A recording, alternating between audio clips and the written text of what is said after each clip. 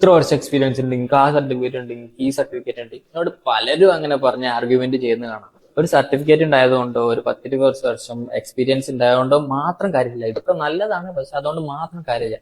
നിങ്ങൾ ഇപ്പൊ ഒരു സർട്ടിഫിക്കറ്റ് എടുത്തുകൊണ്ട് എല്ലതും ആയെന്ന് ഒരിക്കലും വിചാരിക്കരുത്. നിങ്ങൾ പഠിക്കുക, വീണ്ടും വീണ്ടും പഠിച്ചുകൊണ്ടേ ഈഗോ കുറച്ച് ഇറക്കി വെച്ചിട്ട് പുതിയ ആൾക്കാർ വരുമ്പോഴും അവരുടെ അടുത്ത് എന്തെങ്കിലും അറിവുണ്ടെങ്കിൽ അതും പഠിക്കും. പുതിയ ഒരാൾ വരുന്ന സമയത്ത് കൊണ്ടുവരുന്ന പുതിയ അറിവുകൾ എടുത്ത് എല്ലാ ആളുകൾക്കും വേണ്ടി ഉപയോഗിക്കുന്ന ഒരു രീതി ആരോഗ്യ മേഖലയിലില്ല. ടെക്നോളജി ഒക്കെ ആണെന്നുണ്ടെങ്കിൽ ഓക്കെ, നിങ്ങൾക്ക് പുതിയൊരു സ്കില്ല്, ഒരു സോഫ്റ്റ്വെയർ സ്കില്ല് ആർജിച്ചു, നിങ്ങളൊരു പുതിയ സോഫ്റ്റ്വെയർ കണ്ടുപിടിച്ചു, അതൊന്നും ആരെയും ഡയറക്റ്റ്ലി ബാധിക്കുന്നില്ല, ആരുടെയും ജീവൻ പോകുന്ന ഒരു കേസ് അല്ല എന്നുണ്ടെങ്കിൽ എടുത്ത് പരീക്ഷിക്കാം. പക്ഷെ ആരോഗ്യ മേഖലയിൽ അങ്ങനെയല്ല. ഞാനൊരു കുഞ്ഞ് എക്സാമ്പിൾ ഇദ്ദേഹത്തിന്റെ തന്നെ ഇൻസ്റ്റാഗ്രാം കമന്റ് ബോക്സിൽ നിന്ന് കാണിക്കാം. Bro, creatine monohydrate daily use ചെയ്യുന്നത് നല്ലതാണോ? ഒരാൾ ചോദിച്ചിരിക്കുകയാണ്, കോച്ച് ഹാഷിമിനോട് ചോദിച്ചിരിക്കുകയാണ്. അപ്പോൾ അദ്ദേഹത്തിന്റെ റിപ്ലൈ എങ്ങനെയാണ്? യെസ്, ഒരു കുഴപ്പമില്ല. ഒരു സാധാരണ ആരോഗ്യമുണ്ട് എന്ന് വിചാരിക്കുന്ന ഒരു വ്യക്തിക്ക് ക്രിയേറ്റിൻ ഡെയിലി സപ്ലിമെന്റ് ആയിട്ട് വർക്കൗട്ട് ചെയ്യുന്ന സമയങ്ങളിൽ എടുക്കുന്നതിൽ വലിയ പ്രശ്നമൊന്നും ഉണ്ടായിരിക്കില്ല.